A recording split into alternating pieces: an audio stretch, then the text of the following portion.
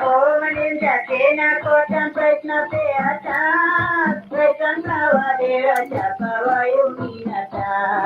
Oh maninja, kena kotan praisna peata, praisan flower dera chapa vayuminata.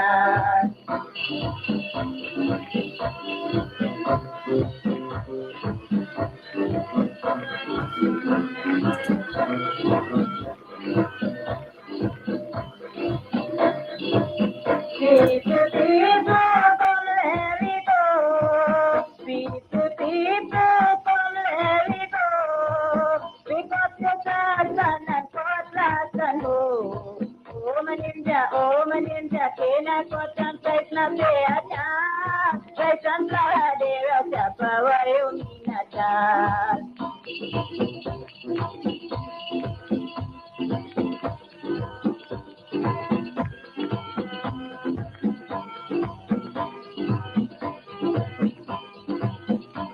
We walk hard in the back of the hand, get them gone. We walk hard in the back of the hand, get them gone. When we get the money, we gone in the pan. Oh maninja, kena cotton price na peata. Price and flower, dear, chapa, why you mean a child?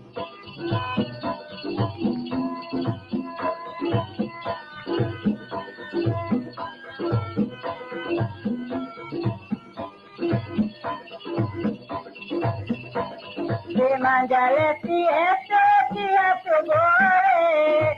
Manja lefty esto kia to gore. When the bata eda, she cry every day. She cry every day. Oh, she cry every day. Get away, me na raja, me na gosanamu. Get away, me na raja, me na gosanamu.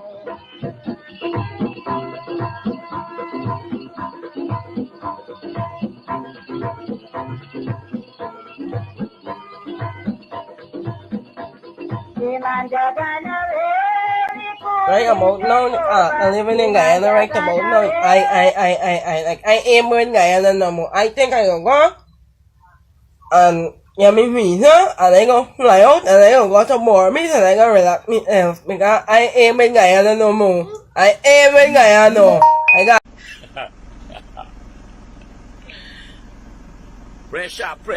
pressure boss pipe. Pressure boss pipe boy. Umaninja Guyana de underwater. Oh, on the wrong. Sorry. Umaninja Guyana de under pressure. Walk. Bangamary's $400 pong. Trout $400 pong. Oh, you go buy that sell back by. I just come and tell about bisa buy me little fish and mix with me little crab and sell.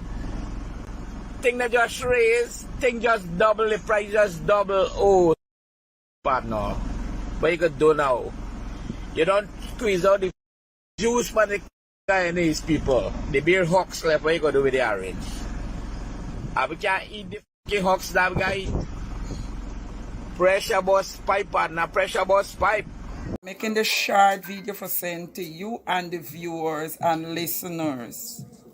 All know we punishing in Guyana. Punishing. Rice gone up, sugar gone up, flour gone up, cost of living just gone up, gas gone up from 3,400 to 3,800. Real hungry days under this installed PPP government. Real hungry days we gone back to Guyanese. Oh, real hungry days, real hungry days.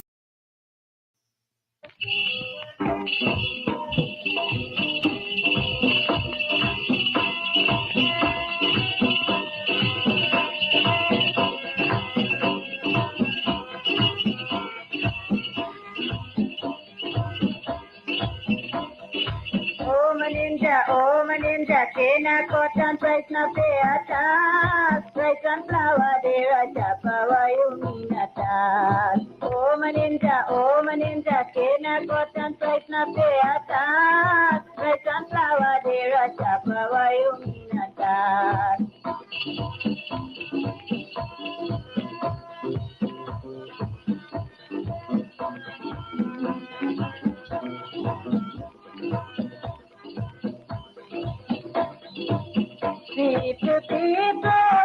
let me go. People, come let me go. Pick up your cards and cutlass and go. Oh my ninja, can I cut and right now they are down. There's another day of the power you mean. All right. Hey, guess what? Welcome to Straight Up. My name is Mark Benchop. For many of you, if you haven't heard that song in a long time, or if you haven't heard it at all, it's simply, let me just acknowledge all of you. Good evening. Good evening. I don't want any one of you to be left out. I noticed that Garfield Collins, good evening. Garfield always asks that you share the link, and we thank you so much for sharing the link. We'll only say it once because you guys know we appreciate that you spread the word. You invite your neighbors, you invite your friends, you invite your in-laws, you invite Sue, anybody you invite to come on board and let us have a discussion this evening, right? As we do almost every other evening. I've noticed that Miss Simmons is saying that they're unable to share the link. I don't know what's going on Facebook, especially our page here, but we'll have our technical guy to take a look at what is happening. But I've been getting lots and lots of complaints about people being unable to share the link. But at least you guys are here with us, and I'm sure others are peeping us as well. Good evening to all of you. And let's get ready to rock and roll on tonight's show. You heard the song, and this song it's very simple. Oh Maninja, oh Maninja. She's basically singing about the situation in the country, not necessarily now, but it relates to now. Oh Maninja, kina kota raisa planta farm, sugar dera shop, and there's it. We're seeing. Sugar dera shop, Migala, Wayomina tal. It means everything is so high. Cost of living is so high. This is not propaganda, you know. And you know, oftentimes those in the PPP regime, they love to say that we sit here on social media and we spread propaganda. This is not propaganda. It is not propaganda at all.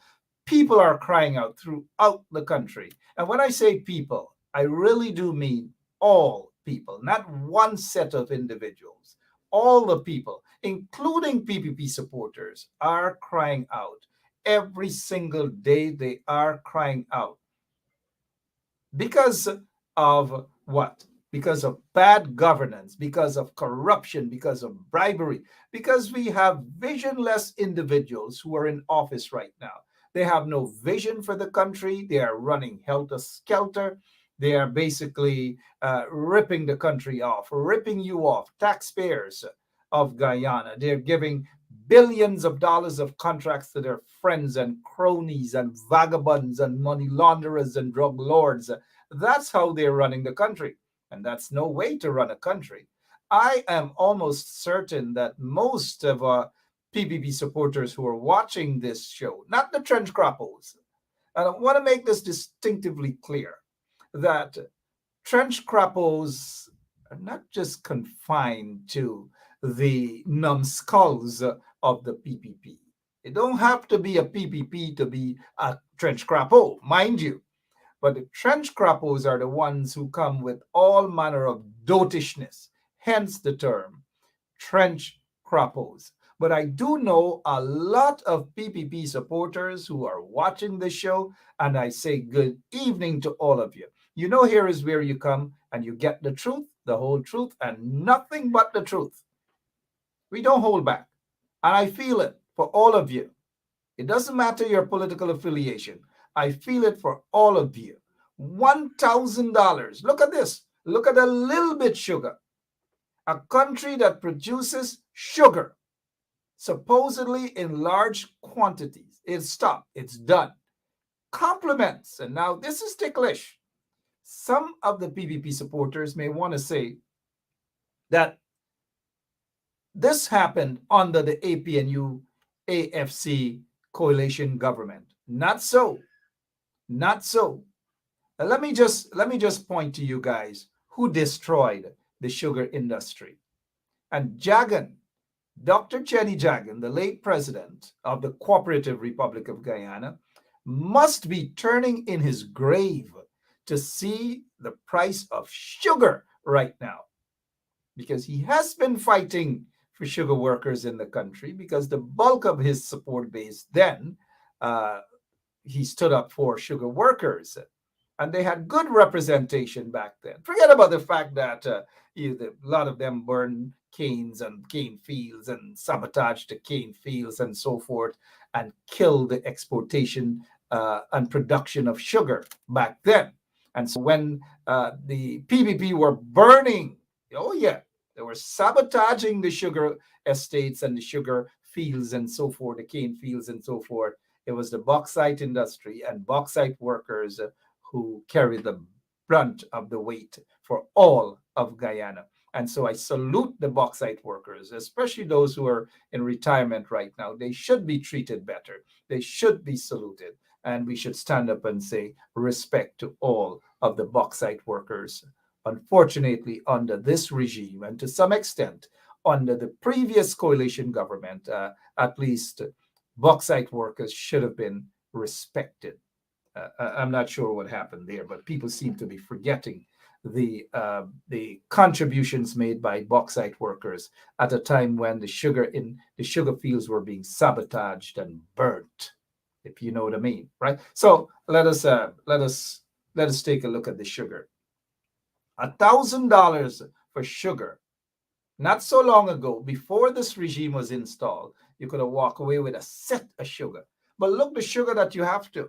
Look at the quantity of sugar that you have to, or you will get for $1,000. $1,000, you get quarter plastic bag, a small plastic bag of sugar. I notice we have folks from Suriname who are listening to the program. And, Suriname, Hukak Metyo, right? Hukak Metyo to the Dutch folks who are watching this program right now. Even in Suriname, even in Paramaribo or Nikiri, right? Sorry that I got to show off on the little dialect, the Dutch Paramaribo or Nikiri, right? Sugar is cheaper. You can get more. You can get 4 times the amount of sugar for that price in Suriname, in Nikiri, or wherever in Suriname. You can get that. In French Guyana, you can get more than that. In Guyana, we produce sugar. We got all the sugar estates, all of the sugar estates we have. But yet, sugar is expensive. What else is going to be expensive in Guyana, even though we produce it? Billions of dollars in oil, but yet gas price is up. Every single thing is up in Guyana. And I don't want some of you going to jump and you're going to rush and you're going to say that, oh, cost of living has gone up all over, even in Guyana. That's beside, even in the US. That's besides the point. We produce sugar. They got Skeldon Sugar Factory. They get Rosal Sugar Factory. You get Blairmont Sugar Estate. You get, what is it? All over you get High Flat Estate. You get Wales Estate. You get Enmore Estate. Oh, me mama man. And sugar gone up like that. You know why sugar gone up? Because of bad management. They have no vision. They are corrupt. That is what they are about. And thank God for the coalition. Yes, I said thank God for the coalition on the issue of sugar and the sugar estate. The sugar estate, the sugar industry, when the APNU AFC took over in 2015, sugar was almost dead. Sugar was on life support. I repeat. Sugar was on life support, and thanks to the coalition government that saved the sugar industry. Here is how they saved the sugar industry. They didn't want to kill the industry. They didn't want thousands of people to become jobless. Had it been for the PPP, all of the sugar estates would have been closed and thousands of people would have hit the streets, unemployment and so forth. But the coalition government, I have issues with them, don't get me wrong, but we've got to praise them. We've got to praise them for quite a lot of things that they did to bring back Guyana to where it is. Unfortunately, it is going down the drain again. But here's what the coalition did with the sugar industry. And I notice a lot of you are paying keen attention, including my friend Otto Martin. Good evening to you, Otto. Glad that you took some time out of the small man show to join the big man show. Good evening, Otto. But here's what happened with the sugar industry. It died under the PPP. It was in the intensive care unit, actually almost dead. But the coalition government rescued it. They had a plan. They didn't want to kill it completely. They just didn't want to kill it completely. And so they took $7 billion, $7 billion of your tax dollars to rescue the sugar industry. They rescued it. They had a plan for sugar workers. They didn't want to leave the sugar workers out in the cold as naked as what the PPP did. Because under the PPP, it was all about corruption, and billions of dollars went into the sugar industry. Billions of dollars went into Guyana. But they never filtered down all of that money to the ordinary rank, hardworking sugar workers, the cane cutters. They never did that. The big boys and the big cats and those folks, the fat cats in Guyana and in the PPP, because Donald Ramotar, he was a director at Guyana. When Raj Singh, a friend of Bharat Jagdev, originally from Unity Village on the east coast of Demerara, he lived in the United States of America, traveled to Guyana once a week, twice a week, got about 15, 20,000 US dollars per month as chairman or CEO of Guyana. What did they do? And the question is, what exactly did they do with the billions of dollars that were pumped into the sugar industry with your hardworking money? That's the question. Let me see if some of you have the answers here. Let me see. I really want to see if some of you have the answers. Because when the PPP come out and they say what the PNC or the coalition did with the sugar, don't believe the hype. Don't believe them at all. It is the PPP that destroyed the sugar industry. They destroyed the mindset of sugar workers because they wanted the sugar workers to cut cane all the time, all the days of their lives, to cut cane. They must do nothing else. And so they don't want to offer the sugar workers an alternative. That is what the coalition government did. They offered sugar workers and their families an alternative away from sugar.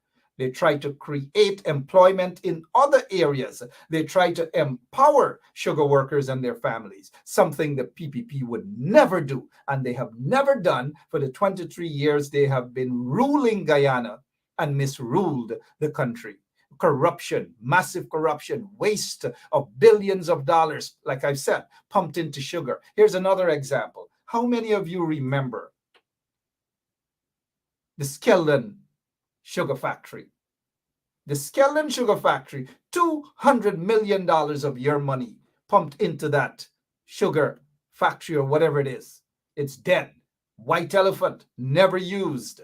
$200 million of your monies. You know where a lot of monies went into the pockets of the fat cats and friends and families and relatives and concubines of the PPP operatives back then, as we are seeing now. So don't let them fool you. They can't govern the country. Some of us may have issues with the coalition and what they did. But at the end of the day, the coalition government was 10 times better than these corrupt vagabonds, these kleptomaniacs who are in office right now. 10 times better than them. Because you know why? Irfan Ali doesn't have a vision for Guyana. Anything that comes out of his mouth, he talks because he wants to look good. He wants to sound good. But at the end of the day, they have no vision for Guyana. Ask about the 50,000 jobs. They don't have an answer for that. Ask about free education at the university level, something they promised. They don't have an answer to that. Ask about the freeing up of a small amount of ganja where they will stop criminalizing young men, young women, or people in general who will go to jail, spend 3 or 4 years on a little spliff. Something they promise that they are going to do. They are going to free the weed. And look, I'm not a weed smoker, never did in my life, but I've gone to Harvard there in Camp Street, and I've seen a lot of young people. It doesn't matter of their ethnicity. Lots of young people who could have gotten a second chance in life, all because of a small amount of weed. They were sent to Camp Street to spend 3 and 4 years, all because of a small amount of weed. The PPP has promised that they are going to free up the weed and decriminalize a small amount. And you know what?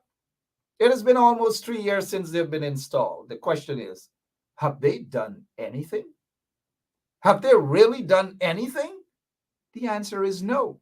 So where you go in, when you go into Camp Street or New Amsterdam prison or Lusignan prison or Timeri prison or Mazaruni, you see, I know all of the prisons, right?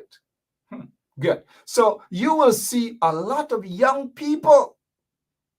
Even the female prison there in New Amsterdam, or even at the Rumvelt, East Le Penitence, East Le Penitence lockup, that's supposed to be there for females. And it's a human rights issue right there because of the condition. One small cell at times with about 10 to 15 women, little girls and so forth.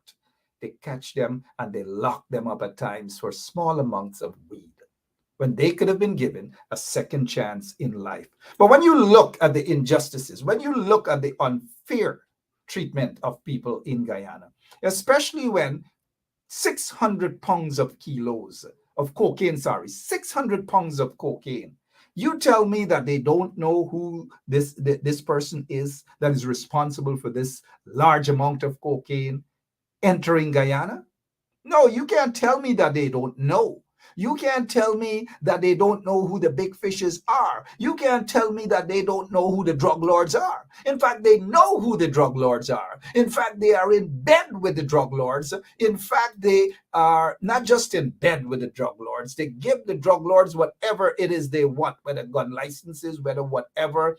They turn them into legitimate businessmen and all manner of things. They wine and dine with them. That is what's happening in the country. And unfortunately, it's always the small man, right, Otto Martin? Always the small man and small woman that they go after, and they send them to jail. But the big ones in society don't go to jail. The fraudsters, whether 19 fraud charges, whatever amount, those people don't go to jail. They don't spend one night in the lockups. It's always the small man or the small woman. And in my time at Harvard there at Camp Street, it wasn't about ethnicity. It wasn't about politics. It wasn't about political affiliation. Everyone got caught in that trap, all because they were the small man. So they got to do their time. But the big ones in society, whether the money launderers, whether the gold smugglers, whether the drug lords in their fancy vehicles and they're flying here and there around the country and they're pushing out money and blabbing it all over the place, nobody's watching them because they are the powerful ones.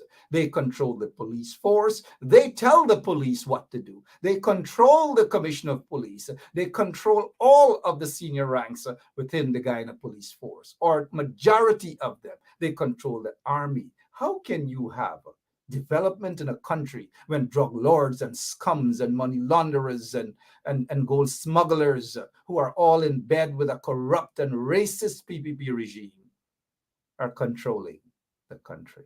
How can things go right in a country that is supposed to be rich with oil, with gold, with bauxite?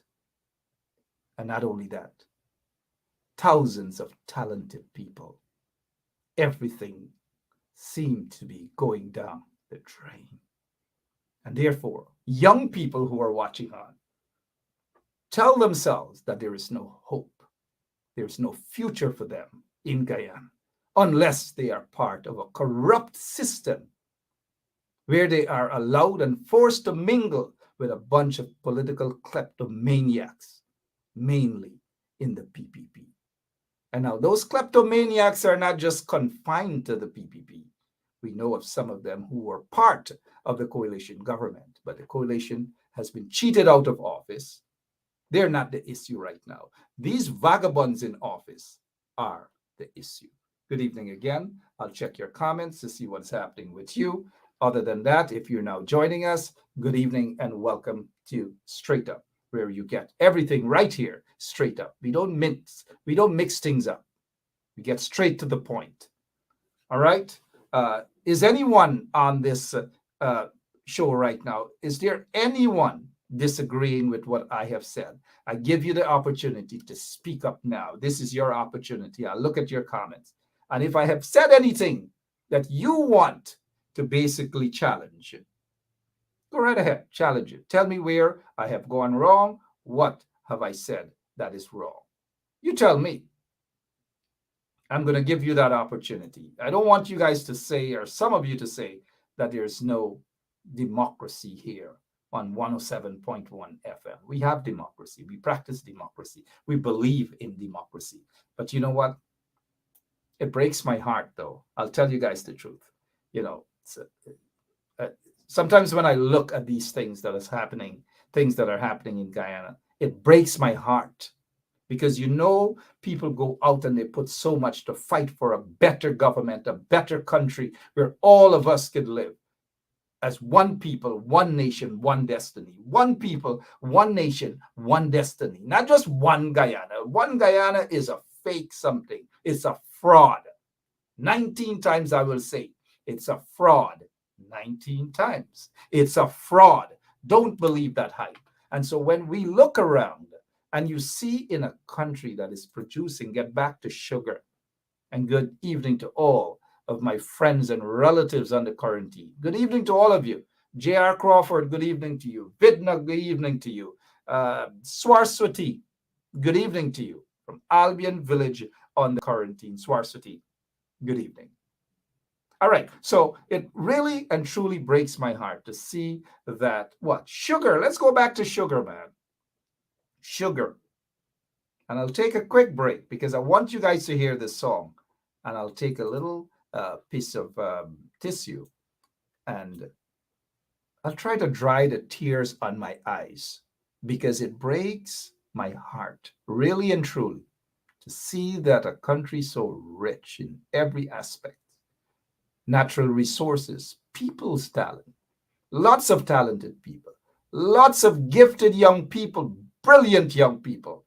They're just not getting that opportunity to shine because of a corrupt and racist regime in office right now. Things really, really rough in Guyana when you can see sugar gone up, rice gone up, cooking oil gone up, coconut gone up, people's pressure gone up.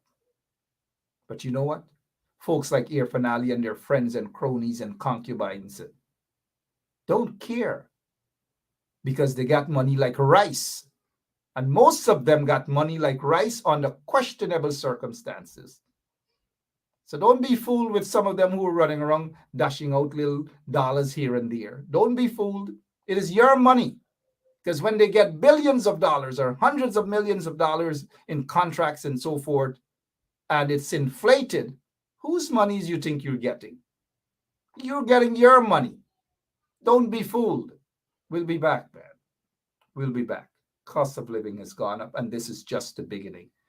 Will we see a Sri Lanka kind of situation in Guyana? Now, that's just a question that I'm asking. Nothing more behind that question.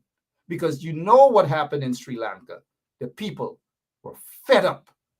And all of them, irrespective of religion and political affiliation, all of them got together because they were fed up. And I hope all of you, including PPP supporters, who are watching this show, can come to the realization that enough is enough. That's all I'm saying. Take a look at what happened in Sri Lanka. We'll be right back.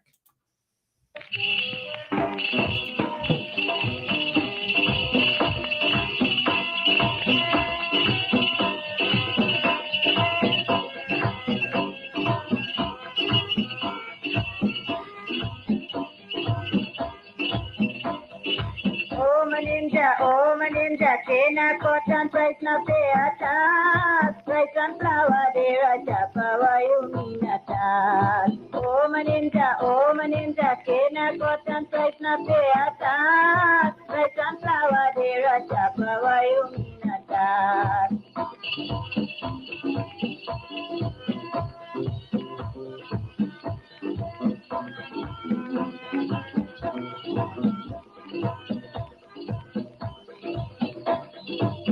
People, come let me go.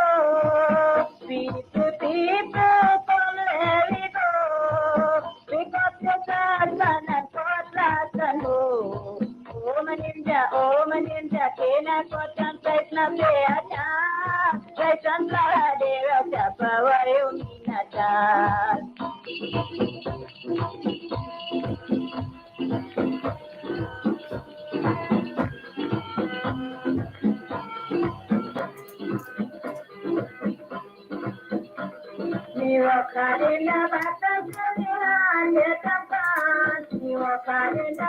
All right, welcome back. Welcome back to Straight Up. It's 33 minutes after 9 o'clock. If you're now joining us for the first time, my name is Mark Benshop, and we welcome you to the show. We welcome your comments, even though sometimes we disagree with some of your comments. I see one here that doesn't really make much sense. I want to get to the bottom of it, and hopefully when that person leaves, she will get a better understanding. Angela Prasad. Hi, Angela. How are you? Here is what Angela is saying. I wonder how many people listening to this. Which hole did he crawl out from? Which hole? You really don't want me to respond to that at all, right? So I'll leave that first part out for your imagination. But let's continue with Angela Prasad here is asking.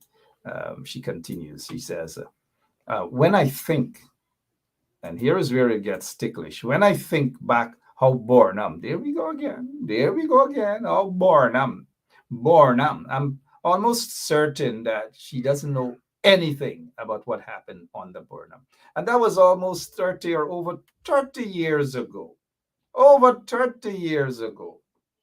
And now we go again with the same BS, the same nonsense, the same song, all over the same script. Bornum, 30 years ago, Bornum. But what about the 23 years of PPP ruleship? Talk about that. Oh, 30 years, show your picture, and I'm almost certain that you didn't even know anything about the PPP, the PNC.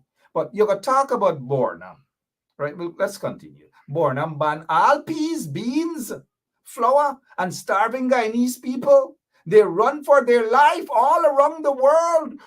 Where you, Mr. Smarty Pants? Well, you know that I'm Mr. Smarty Pants, right, Angela? Good. All right. Now that you are probably tucked away in your hole, I wish to get this record straight with you. And I hope once and for all, you'll get to understand. First of all, Burnham never banned flour. He never banned split peas. It was never banned. Those items were restricted. And if you do your research, y'all, you will understand. You will understand, Angela. You will understand that Cheney Dragon supported Burnham in the restriction of flour, peas, or whatever else. Cheney Dragon held hands with Burnham, and they've decided because of a situation during the Cold War era, and of course you were probably caught up somewhere doing something, I don't know. So you missed it. It flew past you. And so you continue with the propaganda. But Bornam. And now, who used to line up for food? I saw people lining up for food, lining up for gas, lining up for oil, all sorts of things under this PPP regime. And for the 23 years, I have seen people on the East Coast lining up, long line for kerosene oil, long line for food items. You ever go and see them thing, y'all? So stop talking. Stop making yourself a whole clung, a WHOLE clung. Stop making yourself a clung. It's not, I mean, you're the one that's, coming across like a real, I mean, I'm sorry to say this to you, but I don't know where you were, which hole you were in or what. I don't know. But, learn your history and you'll find out that Cheney Dragon embraced the restriction of all those items. The other thing, Angela, I want to address to you and maybe a few others who aren't that smart enough to pick up and understand that the banning or the restriction, there's a difference between banning and an item being restricted because of a wheat situation at that time. But you're not going to understand, yeah. I know say you're not going to understand. But here what happened. Burnham and Cheney Dragon didn't restrict flour to hurt any particular group. Because not just our Indian brothers and sisters, Candace Narayan, you can attest to this, right? Not just our Indian brothers and sisters use flour. Oh, man. So Burnham go ban flour. It don't make sense. That don't make sense why I say. Burnham ban flour because he wanted to get at Indians, Indo-Guyanese. You think so? Yeah, goodbye. Go along your way, Angela. Nice of you to pass by. We know you ain't going no way because you're going to sit down right way there and you're going to watch me because you know that such a handsome face, you can never run away and leave this program. The reason why you're saying goodbye is because you're embarrassed that you don't understand your history. You haven't read your history. You don't know what you say. You're basically reading from a script. Born and ban flour. Born and ban flour. That's all you're reading. It's the same script. I know that script. I know the script good. Because I've heard that script on the quarantine and so forth and so on. Right? I know you don't like stupidity. So stop looking in the mirror, Angela Prasad. If you don't like stupidity, please, I beg you, gal. Now look in the mirror no more. Now look back in the mirror. Oh, now look in the mirror. All right? Good. So let's continue here, right?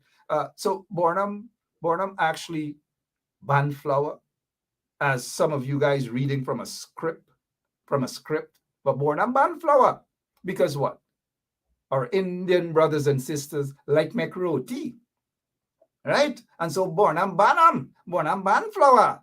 Right? And I can't make roti, I can't make this, and I can't make that. But on the other hand, African Guyanese, our indigenous brothers and other people use flour too, gal. For make bake, for make bread, for make all kind of thing too. Other people make flour. One flour for use. Now only one set one flour for make roti. That is where you're limited, right? Split peas. Not only one set of people cook with split peas, man. Oh, man. Oh, gosh. Operator, Lemon, get her off the page. She deserves an award. Sometimes I notice some of you say, hey, man, Mark, no waste time with it. Oh, no waste time with that Katahar, man. Oh, no waste time with that Corey, man. She don't know what she say, man. She crawl out from some hole. And she just wants to come and be important. And she talk about ban flour. It's a waste time talk. Ban flour, Burnham ban flour, right? But she not gonna talk of all the punishment under the PPP. She not gonna talk about sugar industry gone down, bauxite industry gone down, cost of living gone up. She not gonna talk about all of that. Nothing she know want hear. But oh, poor Burnham ban flour. I get roti for eat.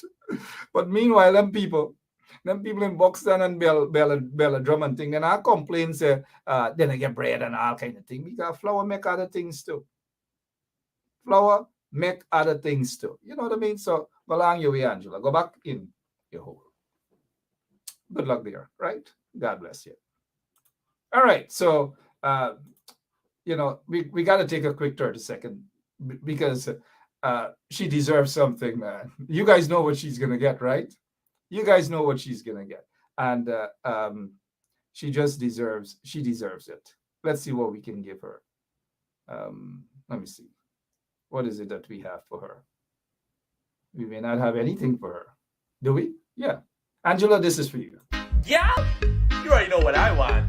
Let me go. Give me Polari, I want Polari. Yeah. Give me Polari, I want Polari. Yeah. Give me Polari, I want Polari. Yeah. Give me Polari, I want Polari. Round Polari, tiny Polari, fat Polari, born Polari, any Polari I eat. Same Polari, gal you gotta make 'em good, run it up and fry 'em. Gal you gotta make 'em good, put some sour pan 'em. Gal you gotta make 'em good, you know I really want 'em. Even if it's for a gal, let me eat 'em. Give me Polari, I want Polari. Yeah. Give me Polari, I want Polari. Yeah. Give me Polari, I want Polari. Yeah. Give me Polari, I want Polari.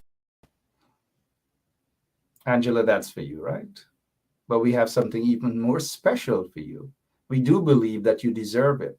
We believe that you have demonstrated all the qualities. And for that, we give you our award right here on 107.1 FM. We salute you and we believe, yes, you deserve this. This is for you, Angela. God bless you as you receive your award. Lemon, give her what she deserves.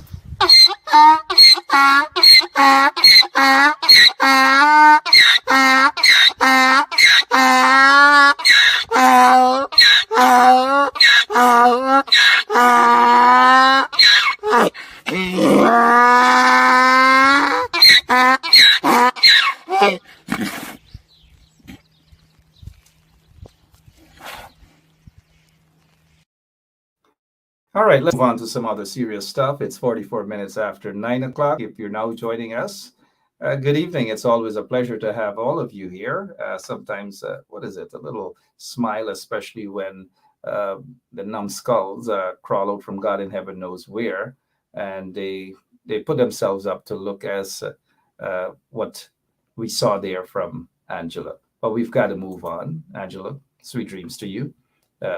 Let's touch on this. This is a young man. His name is Kieron Williams, called Tony. Offense, I don't know what the offense is, but he was one of the guys there sitting on the bench at the Vigilance Police Station. We just have to assume that this is the guy who we were told, according to several conflicting statements, that this guy who was tortured and who was burnt allegedly by members of the Guyana police force at the Vigilance Police Station. This guy, Mr. Peters, 17-year-old Peters, claimed that he got a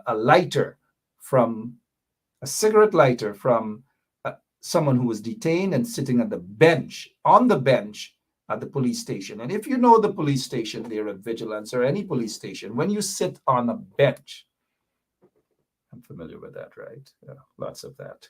So when you sit on a bench at any police station, it's basically you're not far off. You're almost right in front of police officers, right there. You're sitting right in front of them, right? So they detained the individual who they've now charged. Let's get that individual there, Lemon. So they detained this individual.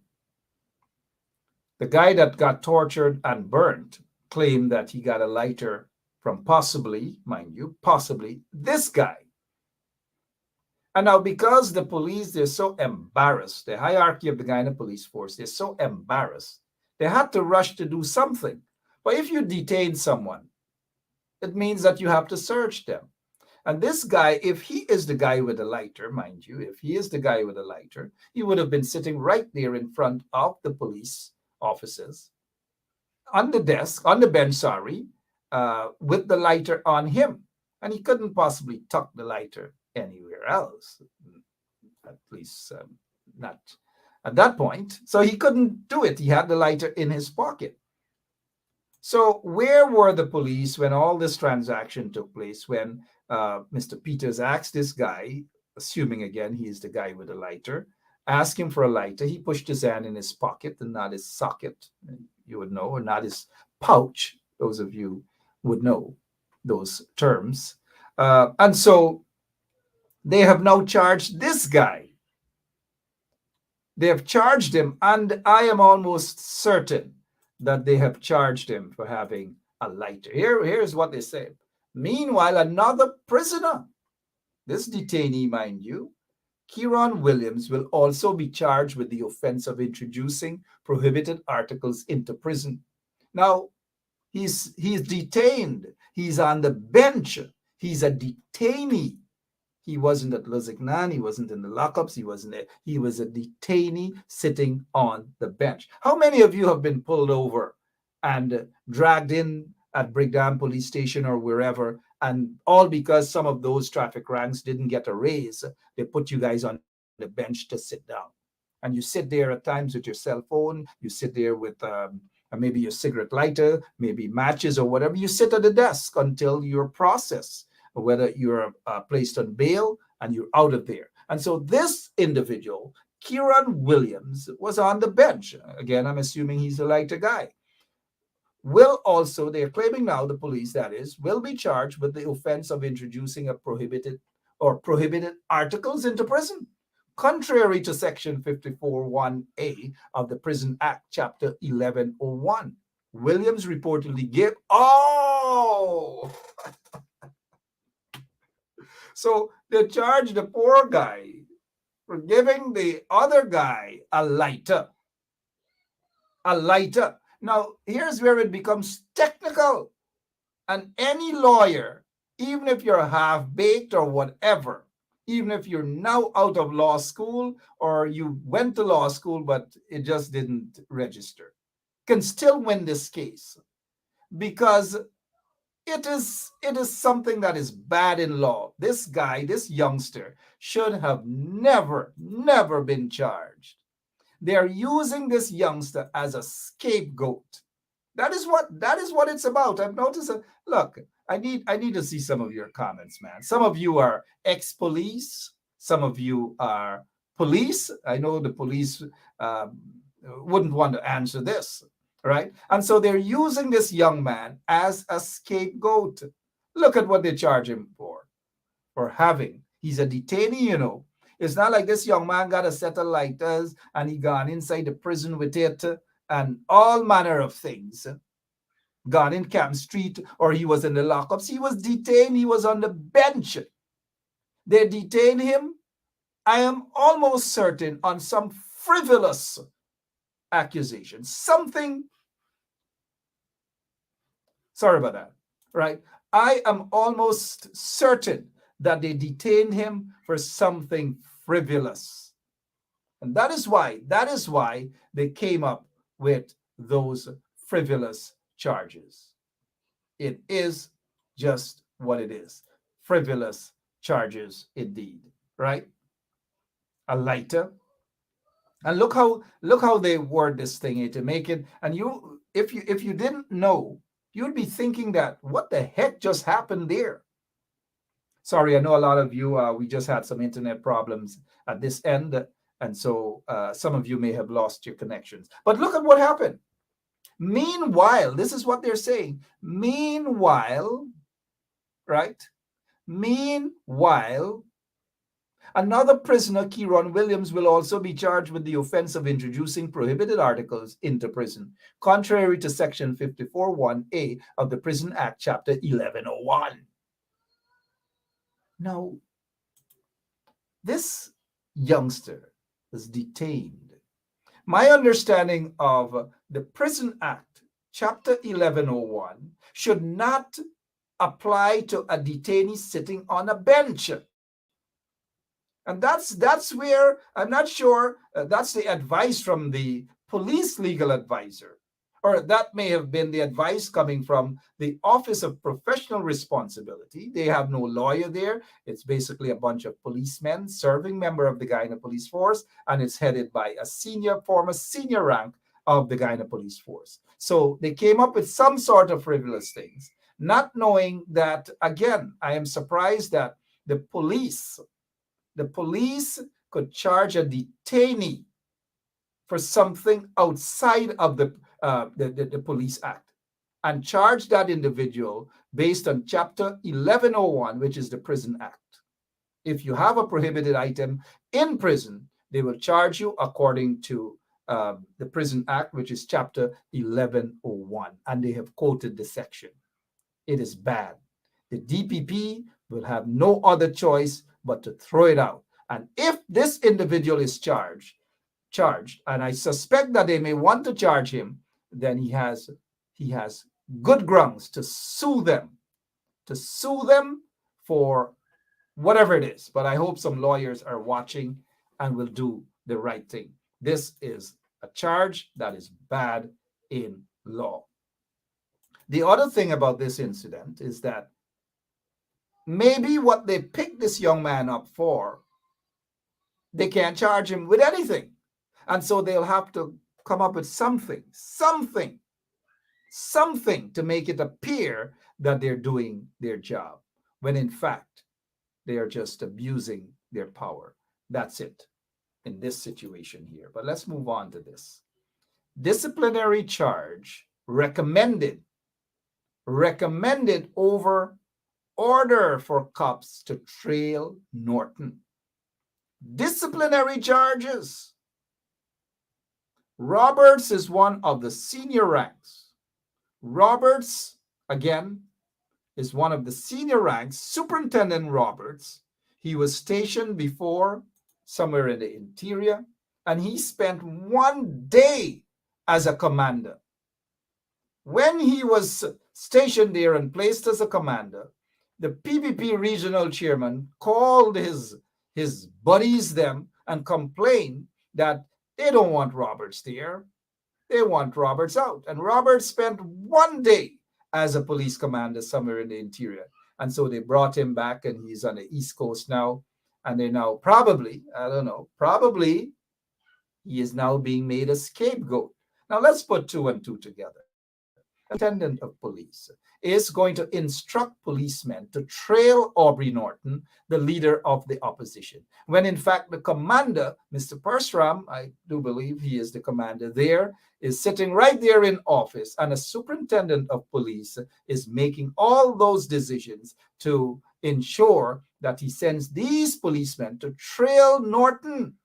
I want you to follow Aubrey Norton. Forget about crimes being committed in other parts of the East Coast. Forget about domestic violence where policemen might be needed and so on. Forget about those things. Just follow Aubrey Norton. Wherever he goes, follow him.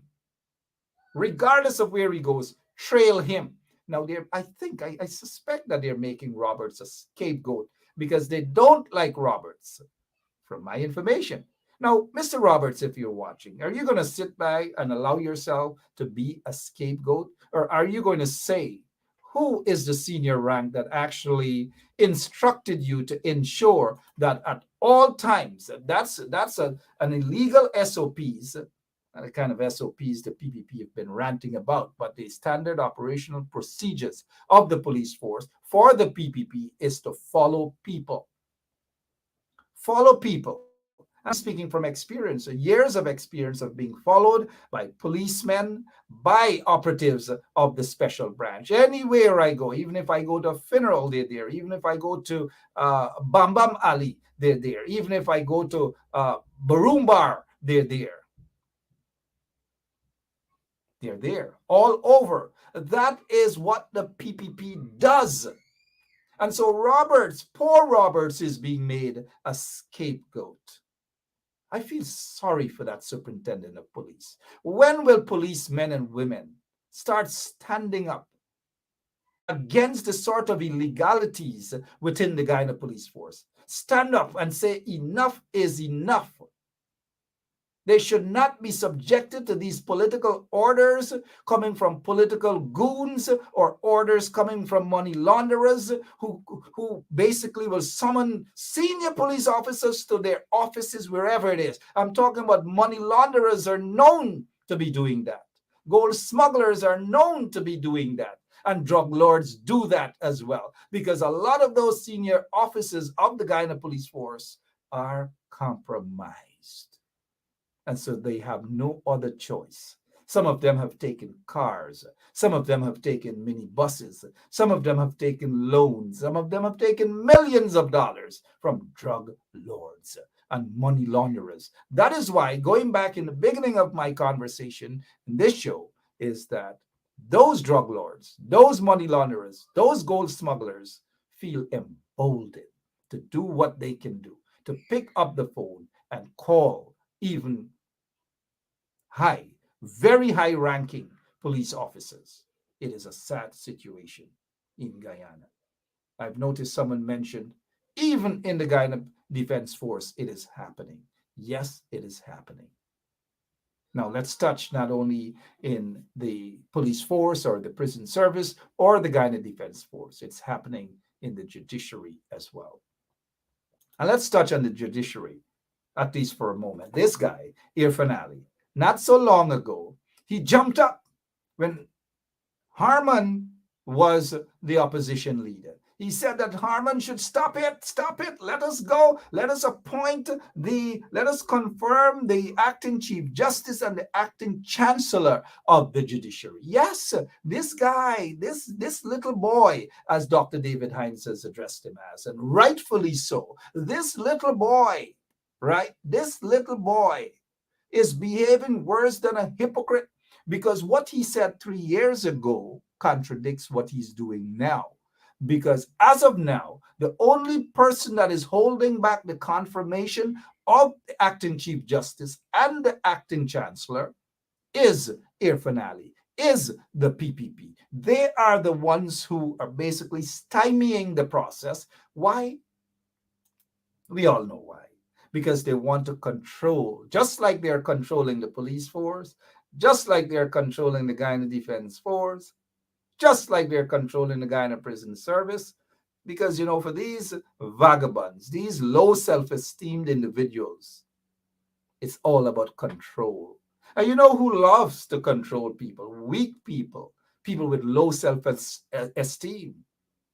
They're the ones who love to control people. And so don't be surprised. So what they want to do with the judiciary, they want to control the judiciary as well, just as they're out to control the Guyana Elections Commission.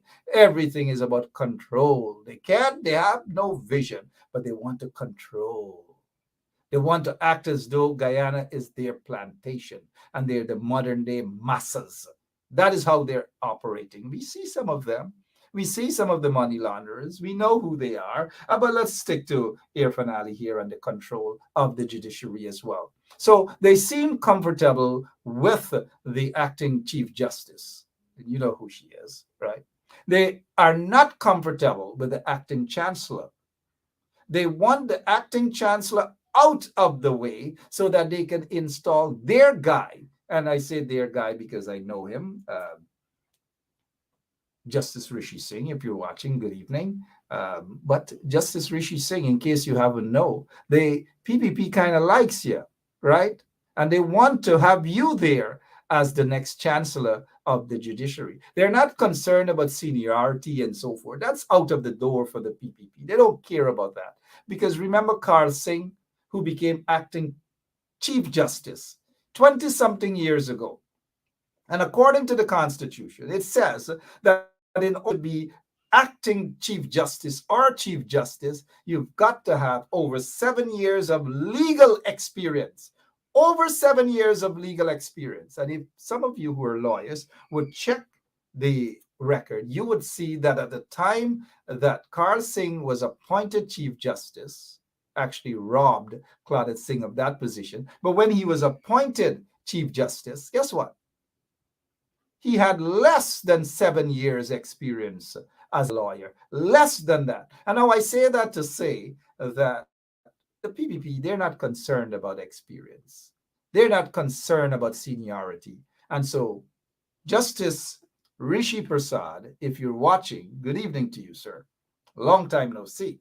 But I'll tell you this, the PPP wants to make you the next Chancellor of the Judiciary. They want to make you the next chancellor of the judiciary. That is why Irfan Ali is quiet about the issue of confirming both chancellor and chief justice. He doesn't want the chief justice there. He wants you, Justice Rishi Prasad, sorry. Hey, Justice Prasad, you can't say I never give you that heads up, right?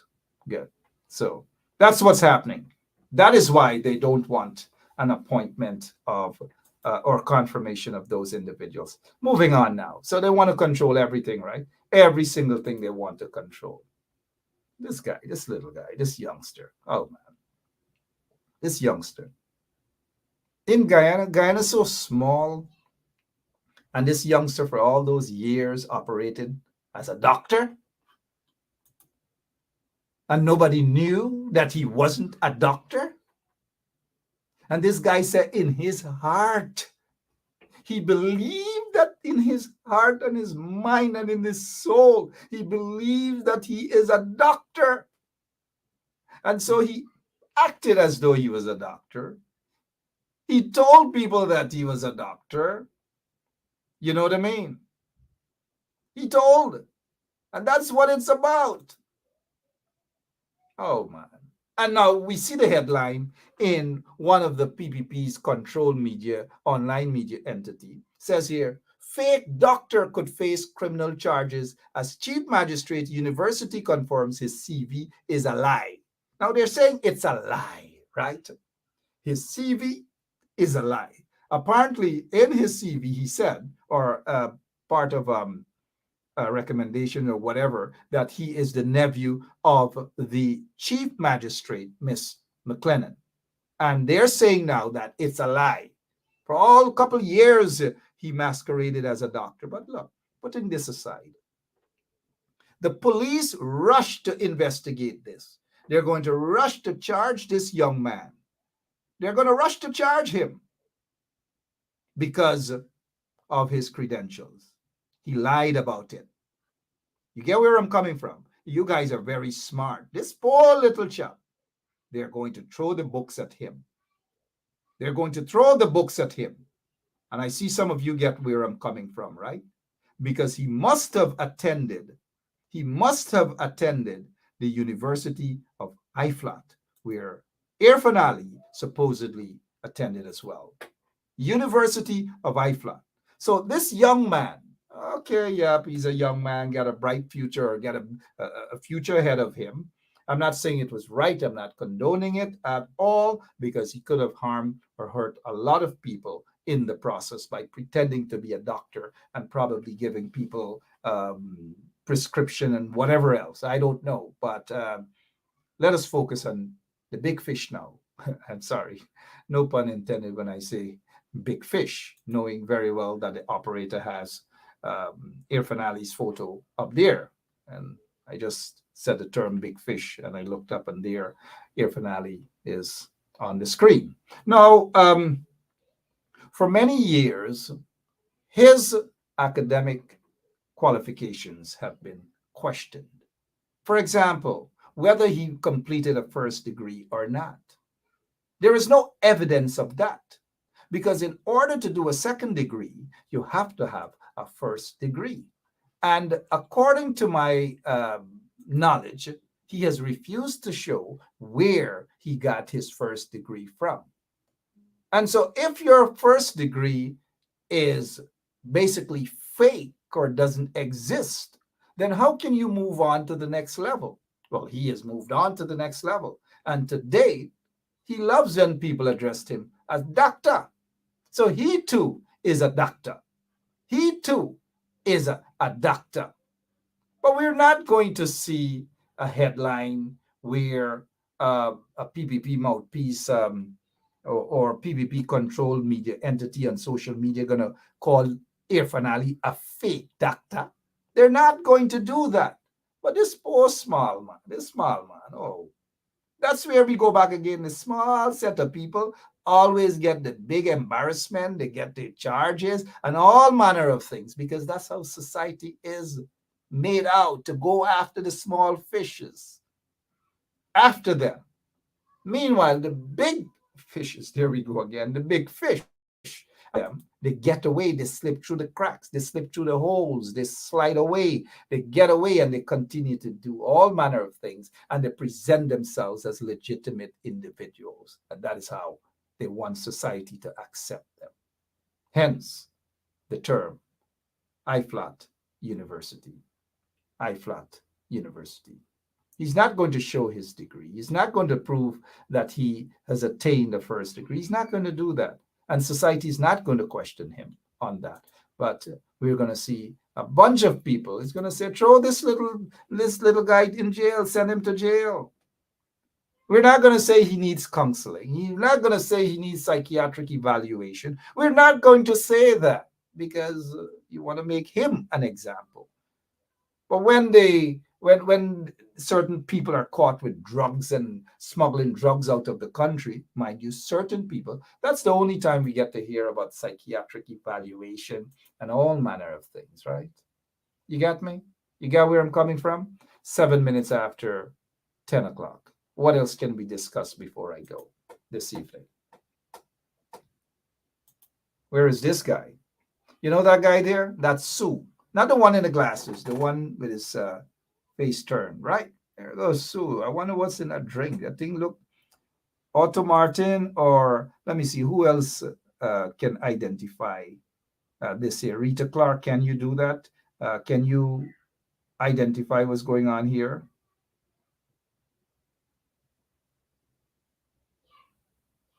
You know, can you guys identify? Because there's some strong liquor in there. Look, food by. Look, food. Not the kind of food they serve the Tushas, our indigenous brothers and sisters. Not that kind of food. Did you guys see what they served them? Did you guys see what they served them? Two-piece plantain. Not even plantain. Look at Sue. We're going to find Sue. Trust me. We are going to find Sue. Even if we got to go to China, we are going to find Sue.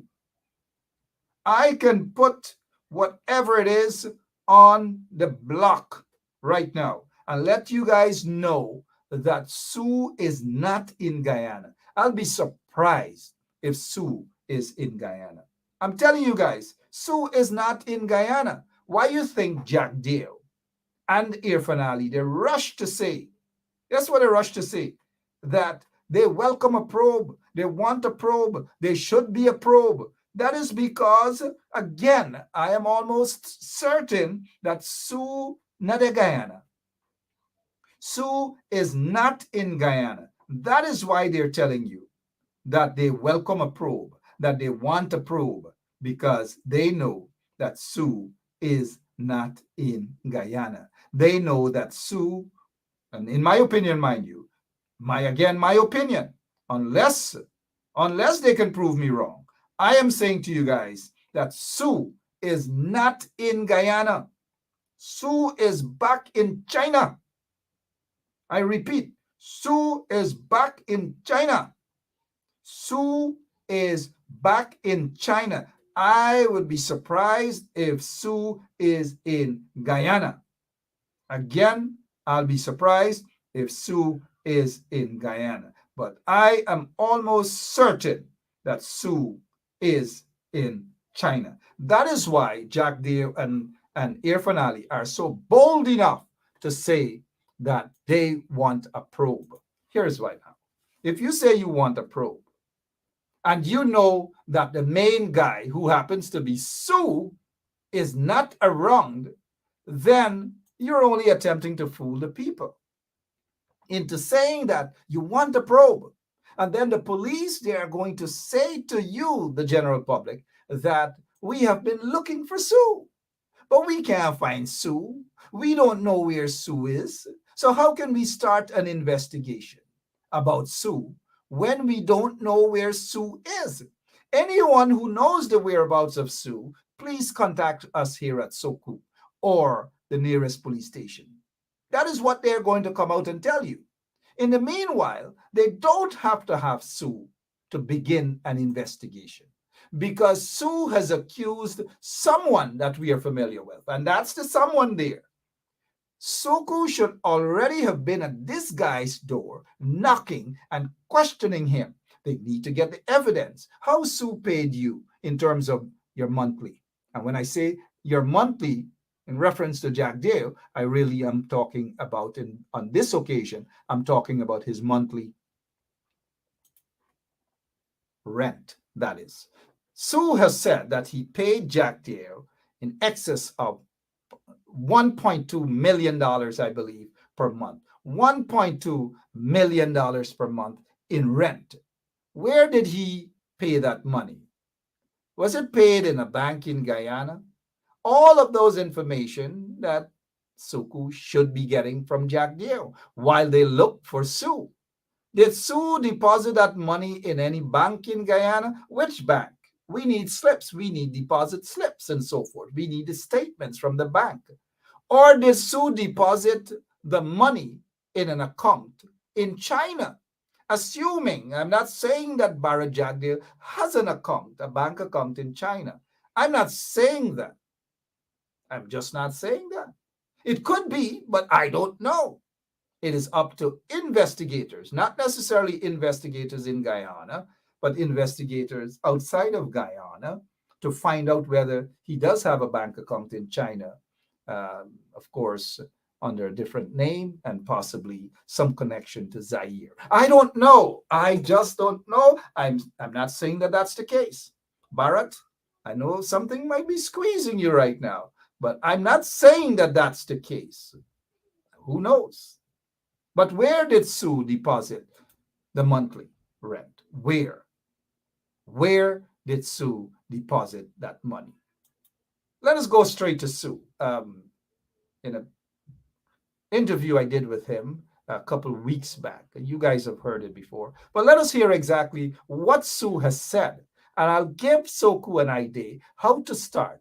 If they want a contact number for Sue, the head of Soku, Karim Bach, feel free to contact me. Because you guys remember back in March, I wrote to Karim Bach. I called his office on several occasions and he refused to answer because he knew that he could not. He doesn't have the balls like a particular individual, right? He doesn't have the balls, that sort of ball, to actually conduct an investigation against Barra Jack Dale.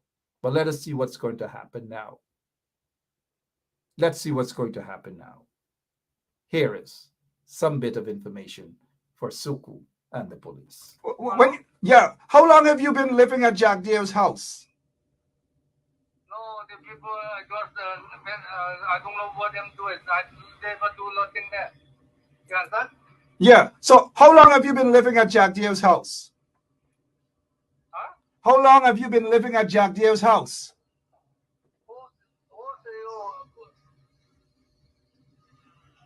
Hello? Yeah. How long have you been living at Jack Dale's house?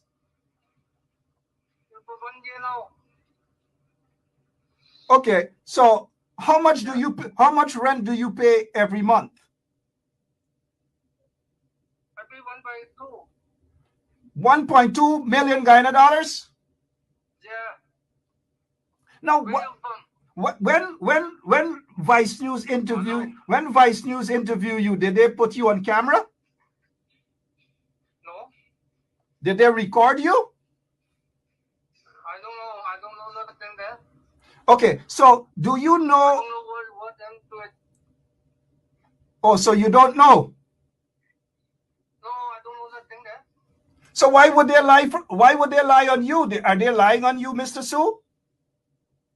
I don't know. I don't know why he lied for me. Them people claim to this. I don't know. There's no truth. I tell you, 100% no truth. They not think this. You understand what I said? So did you, when you met with Mr. Jack Dale, because he met you, he called you over. What did you guys discuss? No, just the people come invest in Guyana. So the All right. Recall that you saw in the Vice News interview exactly what I asked Sue there weeks before the Vice News interview was released. That when he called Jack Dale and he went over to Jack Dale's house, what did they discuss? You got that right? Good. And that was weeks before we found out that is exactly what happened. That he called Jack Deere and he went over to Jack Deere's house and he took the Vice News folks there. Now, I don't know. I asked him that question because mere coincidence. That's all I'd say. It was just a coincidence that I asked him that question. But he did say that he pays Jack Deere $1.2 million, right? 1.2 million Guyana dollars from Mr. Sue. He is at the center of this bribery allegations as well, because he has alleged that he pays Jack Deere and that he bribes Jack Deere. That's the allegations. Also, you heard there in that tape that he said that, what did he say? He said that the people lie. The people lie. The people lie on him. The people lie. Right? The people lie. Oh, no. Everybody lie. Everybody lie. Right? Poor Sue now. Poor Sue say everybody lie. They lie on him. He never said that. But on the tape, we saw it. Everybody saw it. Right? Everybody saw it.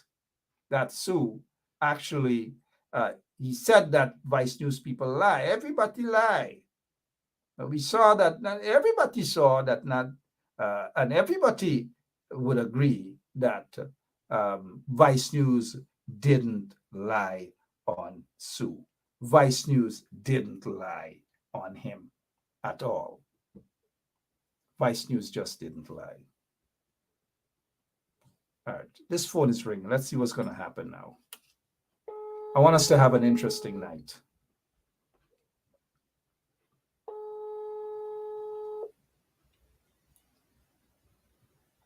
We got to call somebody, right?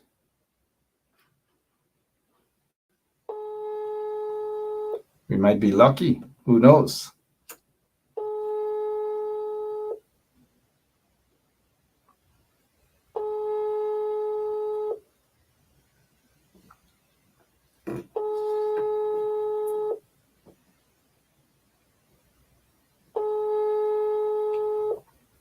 Everybody lie. All right, we'll get on to whoever we're trying to reach for a while now. We'll get on to them, trust me, wherever they are, whichever part of the world they are. We know everybody no lie. Everybody no lie. Everybody no lie. Sorry about that. Everybody lie. Everybody. Mr. Mark, I believe every word of what Mr. Shu is saying. I am also afraid of Mr. Shu. Mr. Shu, if you are listening, I don't want anybody to harm you. This is a serious thing. Corruption is big. And we Chinese have to stop that. Been bullied by Jack Deere and other government official to pay bribe. It's big all over Guyana. A Chinese to pay by bribe. Mr. Shu, I hope you to stay strong. Do not. We respect and salute you for your bravery, for coming up and speak against corruption in Guyana. Thank you, Mr. Shu. We appreciate you, Mr. Mark. 马克，我相信每一句苏先生说的话。我现在很担心苏先生。苏先生，如果你在听我说话，我不想任何人威胁你。圭亚那政府腐败很严重，这个是很严重的事情。我们中国人必须停止被那些政府用武力行贿。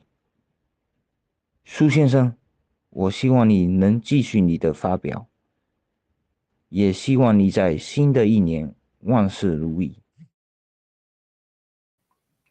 All right, maybe tomorrow night I'll have some Chinese nationals in Guyana some friends of mine in Guyana who have made the same complaints about having to pay bribe and shake down whether it's gun licenses, whatever. Lots of things are happening in that country, and it's just a sad situation. Ni hao ma to all of my Chinese friends who are watching this program here tonight. This is not a program where we're anti anyone. We're anti corruption. We're anti racism. Oh, yes, we are. We're not anti Chinese. I have a lot of Chinese friends who accommodated me whilst I was in China. And they're very good people. They're good people in every ethnic group. Every group have good people, and they have some bad people as well. So this is not an anti-Chinese program. It will never be an anti-Chinese program. I believe one of my aunts married to a Chinese guy too. Hey, how are you guys doing? But look, let me see if there's anything else that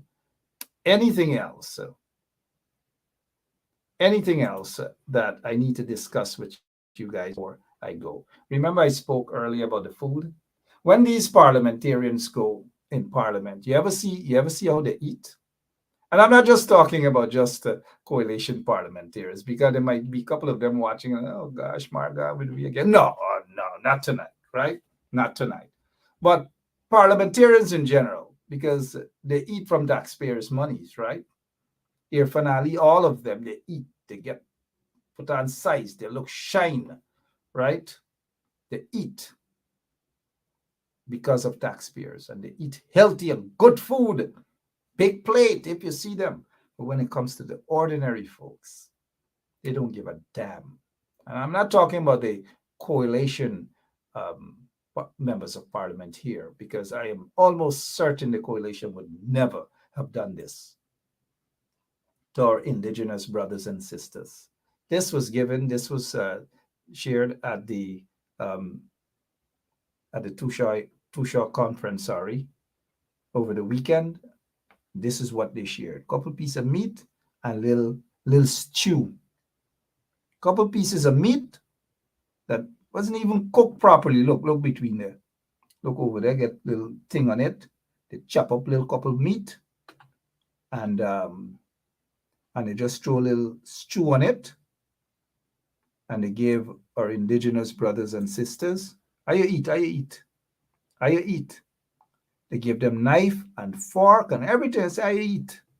Look the food. Look, and you guys think we are about propaganda here? Look for yourselves. See what's going on. Miss Simons, not even, and I'll tell you this, I have purchased dog food in Guyana. When dog food was cheap in Guyana, I purchased dog food in Guyana. And I saw with my own eyes the dog food better than this here. Dog food better than this here. Put this in front of Irfan Ali and ask him if he's going to eat it. Put it in front of his family and see whether they will eat it. Give Jack Dio, give all of them in the installed regime. You give them it. You call them and you give them it. See if they're going to eat this. I mean, enough of them came up with worse than this before they became ministers and so forth. So they're living the good life now. But look, they're not going to eat this. But they want our indigenous brothers and sisters to eat this. You're not going to see that one Schumann. You don't hear from him anymore. He's ashamed. You don't hear from him anymore. You don't. He gone in the hole. Right? Gone back in the hole to hide. He's not going to stand up. He's not going to make representation. And he's not going to denounce this here that was given to our indigenous brothers and sisters. Schumann, shame on you. He wouldn't say anything. But you know what? At the convention center during the recount process, Schumann and all of them started get fat there because they were going there and they were eating tea, breakfast, and dinner, as we would say in Guyana.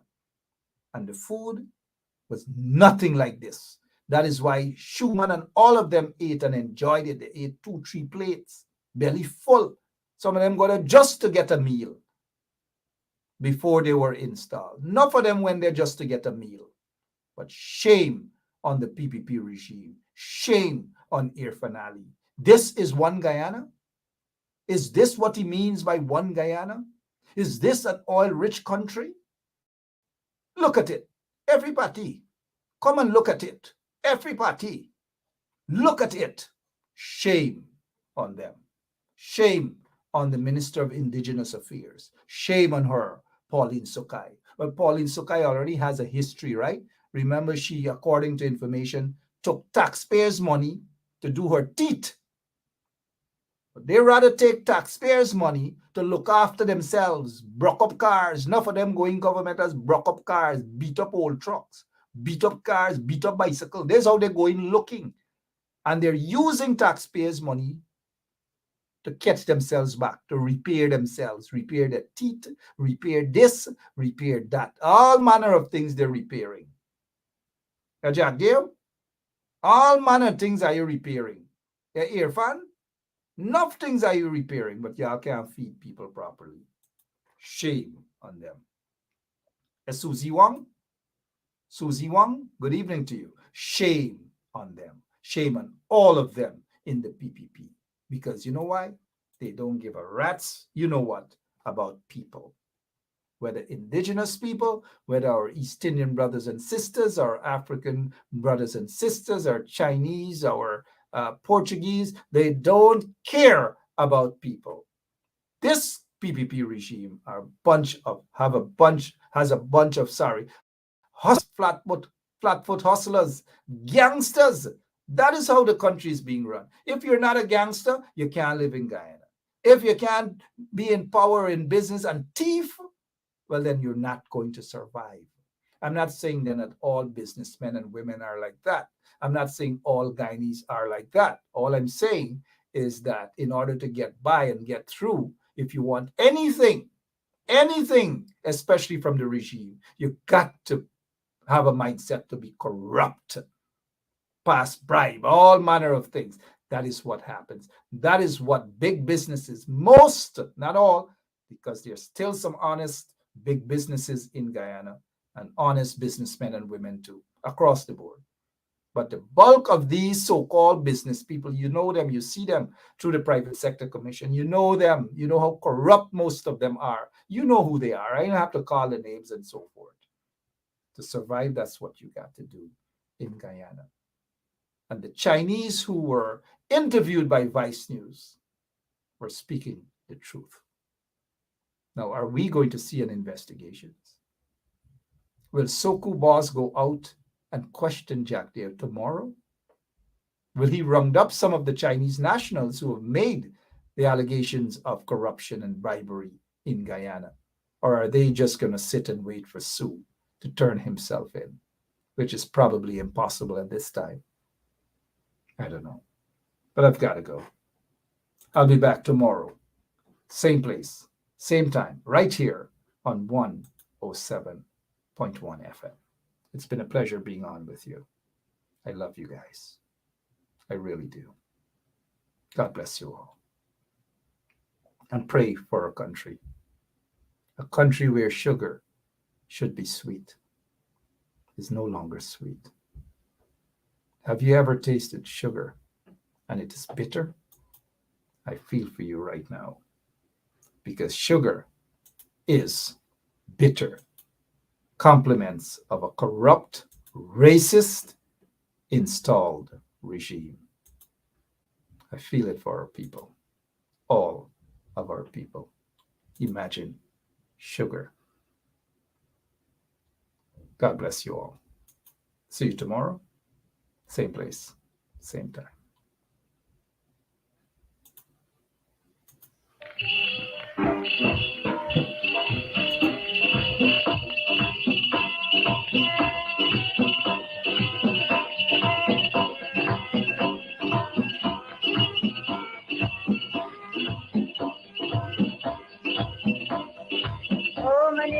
Oh, my ninja, Kena cotton price na pay a tax. Price and flour they a chapa why you mean a tax. Oh maninja, Kena cotton price na pay a tax. Price and flour they a chapa why you mean a tax.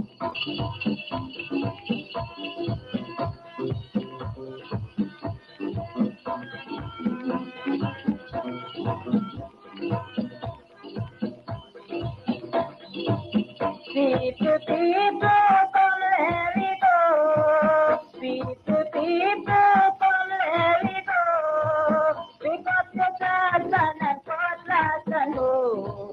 Oh maninja, Kena cotton price na pay a tax. Price and flour they a chapa why you mean a tax.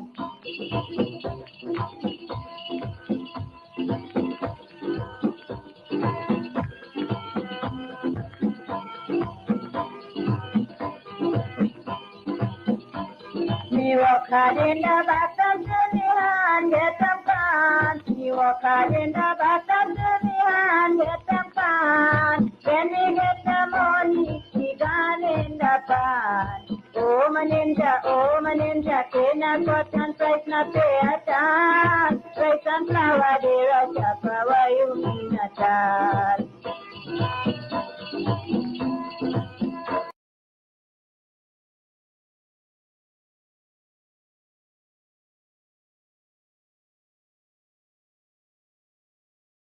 Hello, this is attorney Shellen Washington, owner and founder of the Washington Law Firm located at 455 Utica Avenue in Brooklyn, New York.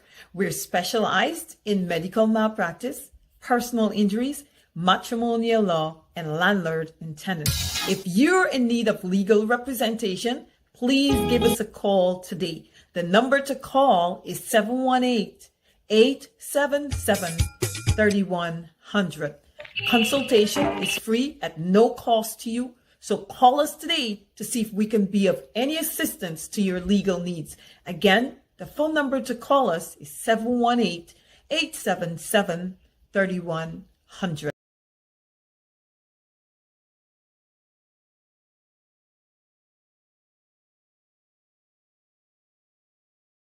If you are looking to have your statutory declaration, affidavit of income, identity, damage or lost passport, lost license, tenancy agreement, agreement of settlement, power of attorney, last will and testament, and certification of documents, then you need to visit the Alistair Collins firm, located at the Killian Mall, 162 Lamaha Street in Georgetown, between Camp and Waterloo Street. Alistair Collins is a commissioner of oaths and a justice of the peace. Make certain you visit him or call for more information at 649-6410 or 685-6448 or 503-1451. And there's adequate parking available.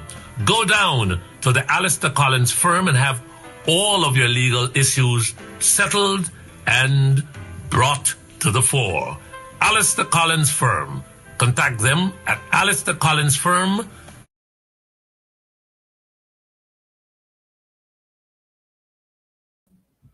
All right, here is just a little news for you.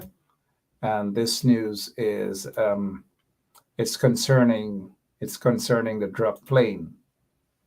The drug plane, this is a little news for you, and this is not surprising. Cocaine matter, both defendants fined. They were fined $435,380,000 or somewhere thereabouts, over 430 something million Guyana dollars. They have been sentenced to 4 years and 6 months in prison, respectively. And for the cannabis matter, they've also been fined, both defendants fined, and they were sentenced also to 4 years and 6 months in prison. And they were also charged and sentenced operating a civil aircraft without airworthiness certificate, and they were fined 2 million Guyana dollars and 1 year imprisonment. They were also interference with an aircraft, whatever that is, $2 million they've been fined, and also 1 year imprisonment. So they're off to jail. That's it. And that's the end of the matter. We're never going to know who the big the big supplier is. We're not going to know it because that's how the PPP, under the PPP, that is exactly how they operate. And so that's the end of the cocaine matter in that boat, in that ship. In that airplane. That's the end of that cocaine matter. All right. So you've got to pray, or probably do more than just praying for Guyana. It is what it is. But we'll be back tomorrow. God bless you.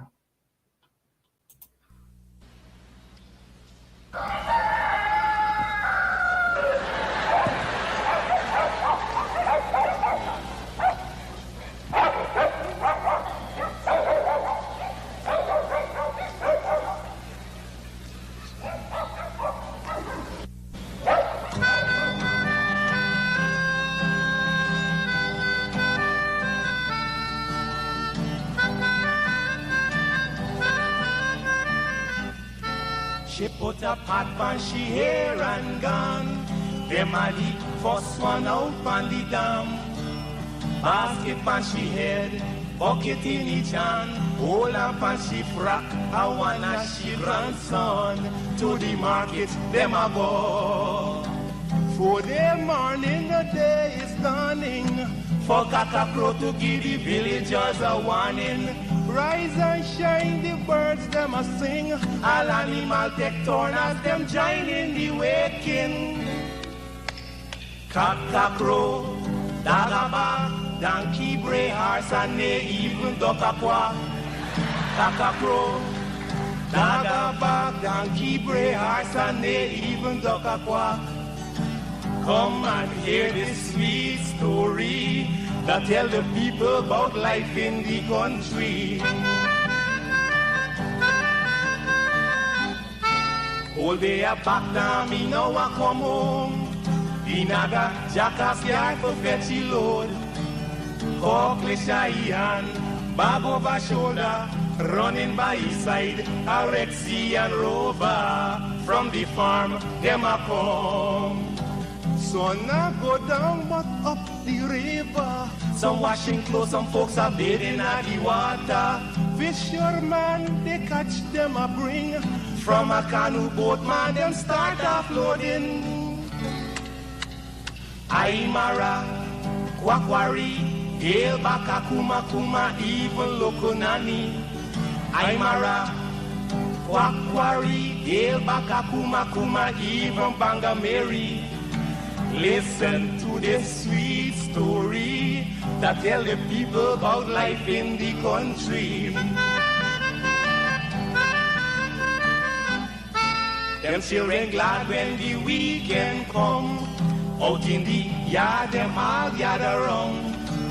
Some a play catcher, some making house from straw. Two who come later, a grandma or grandpa. All a sit down just a wait.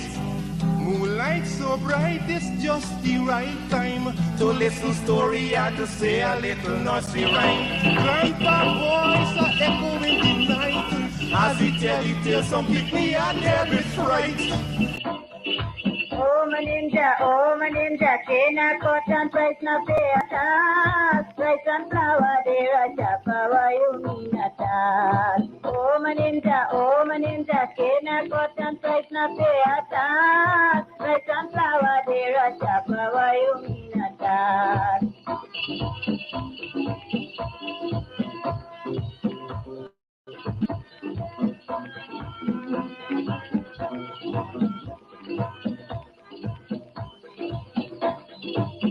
People, come let me go. People, come let me go. Pick up your glass and cutlass and hoe. Oh maninja, can I cut and price na pay attack? Price and flower, there a chapa, why you mean attack?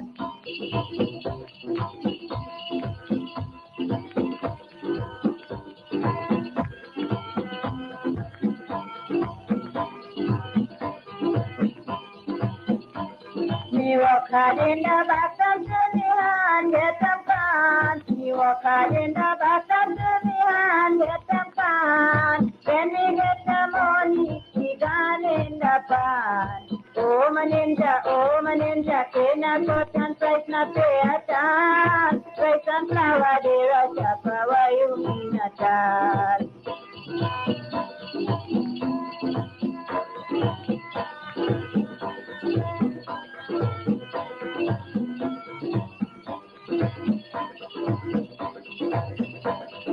Manjale Prieto, Tia Tugore, Manjale Prieto,